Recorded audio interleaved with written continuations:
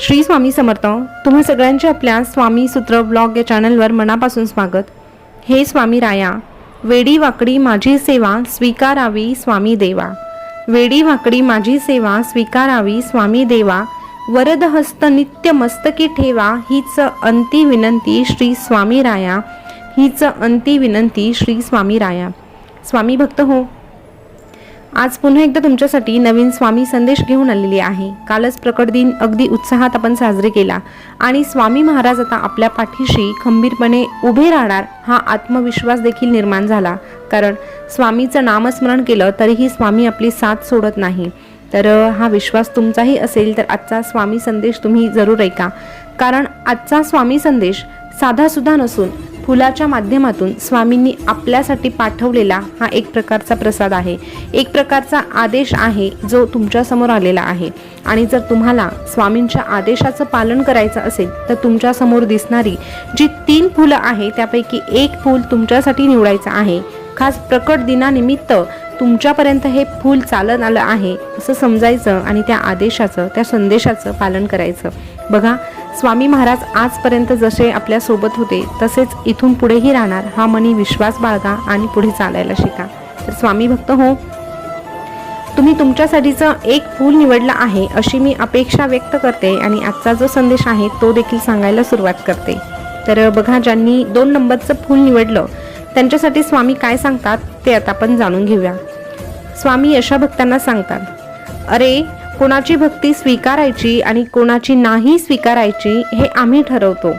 अरे जितका स्वस्त तुला हा देव वाटतो ना तितका हा स्वस्त नाही. हा ब्रह्मांड नायक आहे आणि या ब्रह्मांडाचं सगळं काही त्याचंच आहे. अरे आम्ही जर ठरवलं ना तर पाप करणारी व्यक्ती आमच्या समोर येऊन जर आम्हाला सोनं, नाणं, माणिक, मोती, हिरे देऊन जरी आम्हाला मनवण्याचा प्रयत्न करत असेल तरीही ते आम्ही कधीच मान्य करणार नाही. कारण आम्ही या गोष्टींना महत्त्व देत नाही. आम्ही महत्त्व देतो ते त्याच्या कर्माला, त्याच्या वागणुकीला आणि त्याच्या प्रेमळ भक्तीला. या व्यतिरिक्त जर एखादी व्यक्ती आहे जिच्याकडे काहीही नाही पण ती तिचे कर्म मात्र चांगले ठेवते आणि ती तिच्या कामात तत्पर असते, त्यासोबतच फक्त एकदा डोळे बंद करून आम्हाला आठवते, आमचं नामस्मरण करते, तर अशा भक्तासाठी, अशा व्यक्तीसाठी आम्ही त्याच्यावर कृपेचा वर्षाव नक्कीच करतो. अरे मनुष्य कितीही श्रीमंत झाला ना तरीही त्याच्या वेदना तो कधीच कोणाला विकू शकत नाही आणि समाधान देखील तो कधीच विकत घेऊ शकत नाही. म्हणजे काय, तर समाधान मिळवण्यासाठी हा पैसा कधीच उपयोगाचा ठरत नाही. समाधान मिळवण्यासाठी उपयोगात येतात ते चांगले कर्म आणि आमची भक्ती.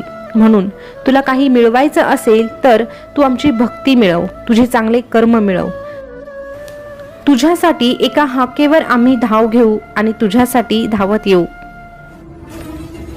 आणि हे बघ, हे आयुष्य जगत असताना जर कोणी तुझ्यासाठी पैसा खर्च करत असेल आणि कोणी जर तुझ्यासाठी वेळ खर्च करत असेल ना तर तू नेहमी पैसा खर्च करणाऱ्याला महत्त्व देतो. कारण तो तुझ्यासाठी पैसा खर्च करतो म्हणजे तो तुझ्यासाठी सर्वश्रेष्ठ बनतो. पण अरे जो तुझ्यासाठी वेळ खर्च करतो ना तो लाख मोलाचा असतो, हे तुझ्या लक्षातच येत नाही. कारण जो तुझ्यावर पैसा खर्च करतो कदाचित तो पैसा पुन्हा कमावू शकतो, पण जो तुझ्यावर वेळ खर्च करतो तो वेळ असा आहे, तो टाइम असा आहे की तो पुन्हा मिळत नाही. त्याच्या जीवनाचा एक भाग तो तुला देत आहे जो की त्याला ठाऊक आहे तो पुन्हा परत येणार नाही. म्हणून अशा व्यक्तीची वेळीच कदर करायला शिक. वाईट वेळेत साथ सोडलेल्यांना तू महत्त्व देऊ नकोस, पण ज्यांनी वाईट काळात तुला साथ दिली, तुझ्यावर चांगली वेळ आणून द्यायला मदत केली, अशांना मात्र तू कधी विसरू नकोस. आणि जर अशी तुझी नीतिमत्ता स्वच्छ आणि साफ आहे तर आम्ही देखील तुला एकच सांगू, भिवू नकोस, मी तुझ्या पाठीशी आहे. भिवू नकोस, मी सदैव तुझ्या पाठीशी आहे. स्वामी भक्त हो, आता ज्यांनी 3 नंबरचं फूल निवडलं आहे त्यांच्यासाठी स्वामी काय सांगतात ते आपण जाणून घेऊया. स्वामी अशा भक्तांना सांगतात, अरे तुझं मन धावतच असतं अगदी आमच्या समोर असताना. तुझं मन धावतच असतं अगदी आमच्या समोर असताना.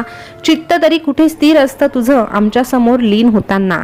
चित्त तरी कुठे स्थिर असतं तुझं आमच्या समोर लीन होताना. तुझी बुद्धी पळते विकारांच्या मागे आणि तुझ्या इंद्रियांचे असते काही भलतेच सांगणे. तुझी बुद्धी पळते विकारांच्या मागे आणि इंद्रियांचे असते काही भलतेच सांगणे. तरीही तुझा मात्र आमच्याशी एकरूप होण्याचा प्रयत्न भावमनी जपताना, तुझा मात्र प्रयत्न आमच्याशी एकरूप होण्याचा भावमनी जपताना येतातच रे अशी अडथळे आमच्या मार्गात येताना, येतातच रे अशी अडथळे आमच्या मार्गात येताना. पण तरीही तू जर सातत्याने या गोष्टी करत राहिलास तर एक दिवस तुझ्या मनावर तू ताबा नक्की मिळवशील. तुझ्या शरीरावर कब्जा तू स्वतः करशील आणि तुझा असा प्रयत्न पाहून तुझ्यात वसलेला परमात्मा तुझ्या मनाला, तुझ्या शरीरावर, तुझ्या इंद्रियांवर आणि तुझ्या बुद्धीवर अजिबात अधिकार गाजवू देणार नाही. फक्त तू थोडा संयम ठेवायला शिक. अरे येतात अनेक अडचणी आमचं नाम जपताना, पण घाबरतोस कशाला आम्ही सोबत असताना. मग तुलाही कळेल हळूहळू आमचं महत्त्व आमचं होऊन जाताना, तुलाही कळेल आमचं महत्त्व आमचं होऊन जाताना. मग बघ आम्ही देखील येऊ मागून आणि कानात जाऊ सांगून, भिवू नकोस मी तुझ्या पाठीशी आहे, भिवू नकोस मी सदैव तुझ्या पाठीशी आहे. स्वामी भक्त हो, आता ज्यांनी 1 नंबरचं फूल निवडलं त्यांच्यासाठी स्वामी काय सांगतात ते आता आपण जाणून घेऊया. स्वामी अशा भक्तांना सांगू इच्छितात की अरे कोणासाठी किती काहीही कर, काही उपयोग नाही. तुझं आयुष्य आहे, तू बिनधास्त जगायला शिक. फक्त एक गोष्ट मात्र लक्षात ठेव, जीवन जगत असताना कुणाचं वाईट करायचं नाही आणि कुणाचं वाईट तर अजिबात चिंतायचं देखील नाही. कुणाच्या मागे वाईट शब्द बोलायचे नाही आणि स्वतःशी मात्र प्रामाणिक राहून जगायचं. स्वतःशी प्रामाणिक राहताना तुझ्या स्वामीशीही मात्र प्रामाणिक राहायचं. तुझा स्वामी तुझ्यावर नजर ठेवून आहे हे मात्र ध्यानी ठेवायचं, हे मात्र ध्यानी ठेवायचं. काहीही कमी पडणार नाही आणि फरक तर तुला अजिबात पडणार नाही. कुणासाठी कधी वाईट वाटून घ्यायचं नाही. लोकांची विविध रूपे असतात रे. सकाळी गोड बोलतात आणि रात्री कुणी काही डोक्यात भरवलं की तोंड पाडून बसतात किंवा कुठल्या तरी लहान कारणासाठी नाराजही होऊन बसतात.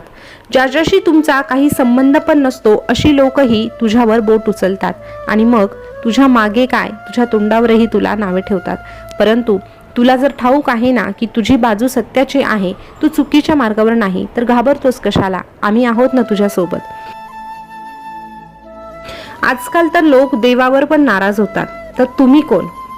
अरे तुझ्या बाबतीत कोणी कितीही वाईट बोललं, तुझं कितीही वाईट करण्याचा प्रयत्न केला, तरीही तुझ्या पाठीशी हा स्वामी आहे आणि ज्याच्या पाठीशी हा स्वामी असतो त्याच्या केसालाही कोणी धक्का लावू शकत नाही. एवढा मात्र तू विश्वास आमच्यावर ठेव.